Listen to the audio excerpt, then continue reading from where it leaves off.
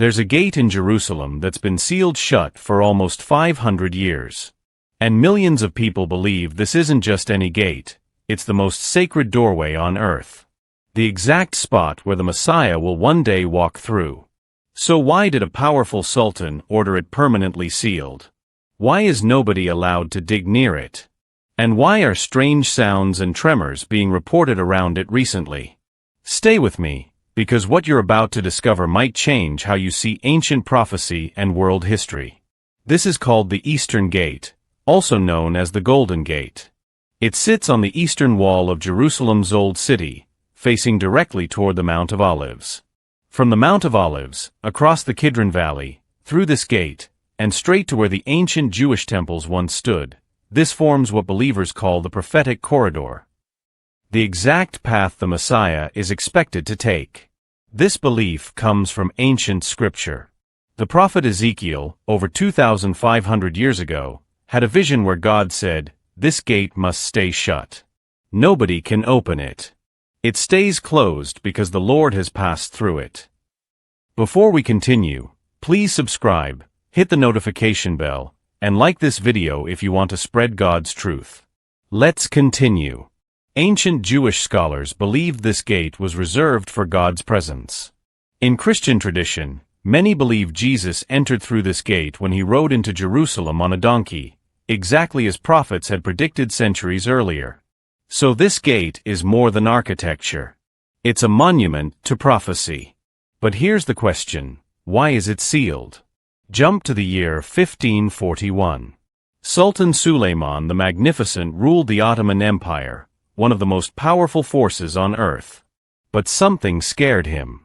A prophecy about a Jewish Messiah entering Jerusalem through the Eastern Gate. Suleiman made a bold move. He ordered the gate completely sealed with massive stones and cement. But he didn't stop there. He created a Muslim cemetery right in front of the gate. Why? Because Jewish priests can't walk over graves according to ancient law. He thought he'd blocked the prophecy forever. But here's the ironic part, by sealing it, he might have fulfilled the prophecy instead of stopping it. Ezekiel said the gate would remain shut. Suleiman sealed it out of fear, unknowingly confirming the ancient words. Now here's where it gets wild. In 1969, archaeologist Dr. James Fleming was surveying near the Eastern Gate after days of heavy rain. The ground had become soft and unstable. And that's when he discovered something incredible, the remains of another ancient gate buried directly beneath the sealed one. Same location, same direction it faces, but much, much older. This lower gate likely dates to the Second Temple period, the time when Jesus walked the earth. This would be the actual gate Jesus walked through on Palm Sunday, fulfilling Zechariah's prophecy written 500 years earlier about a king entering Jerusalem humbly, riding on a donkey. The connection is breathtaking. Two gates stacked on top of each other. The lower gate used during Jesus' first arrival in peace. The upper gate sealed, waiting for the second arrival in power and glory. This isn't coincidence. It's a pattern throughout biblical prophecy. The first appearance humble and quiet, the second undeniable and final. In Jerusalem, nothing is there by accident. The Eastern Gate is part of a divine alignment. To the east, the Mount of Olives rises, the place where Zechariah prophesied the Lord's feet will touch down when he returns, splitting the mountain in half. Between the Mount of Olives and the Temple Mount lies the Kidron Valley.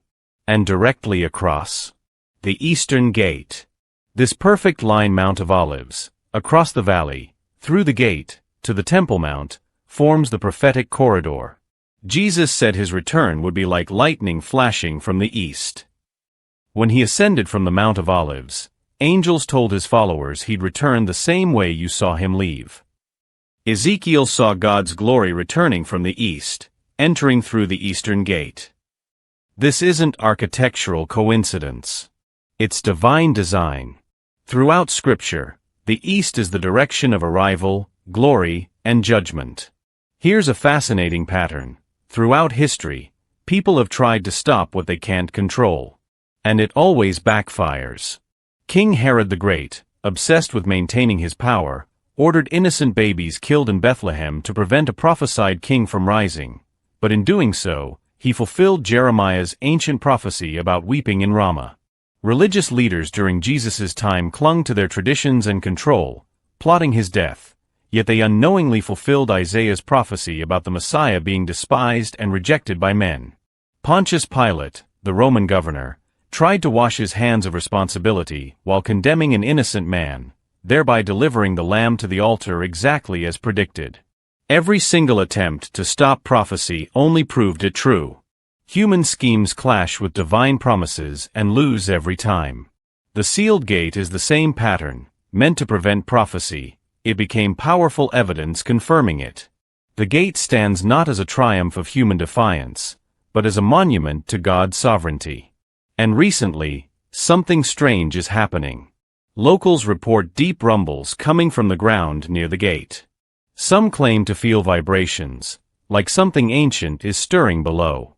In 2015, an Israeli archaeologist publicly questioned why excavation near the Eastern Gate is absolutely forbidden.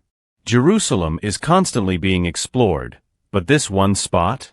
Completely off limits. What's underneath? What are authorities afraid of finding? Even secular scholars admit there's no logical reason the gate should be sealed today. No military purpose. No urban planning reason. Yet it stays closed, untouched, like a tomb waiting for resurrection. Maybe the sealed gate isn't just holding back people. Maybe it's holding back time itself. Sometimes prophecy unfolds quietly. The 1969 discovery of that buried gate seemed insignificant at the time. But decades later, its meaning grows heavier every year. Like the timing was intentional, meant for our generation to discover. But here's the shift. Revelation gives us an image of Jesus standing at a door, knocking, waiting to be invited in. Not as a conquering king, but as a gentle guest. Maybe the more urgent gate isn't the one in Jerusalem. Maybe it's the gate of your heart. This isn't just about witnessing the Messiah return through the Golden Gate. It's about whether he's entered your life. Ezekiel once saw God's glory leave the temple, moving eastward, a heartbreaking vision of separation. But later, he saw it returning from the east, entering through the Eastern Gate. It left once. But it comes again. Will we be the generation that sees it return? And if so, what kind of people should we be? Distracted and divided? Or watchful, with hearts unsealed, ready for a personal encounter with the King? The Eastern Gate will open again, not by human decision, but by divine design.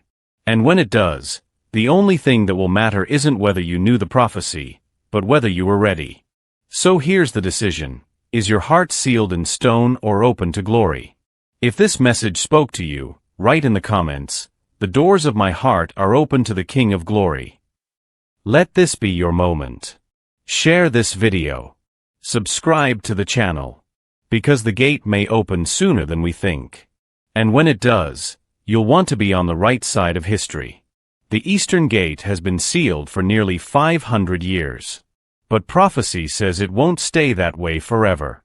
The question isn't if it will open. The question is, will you be ready when it does? Thanks for watching.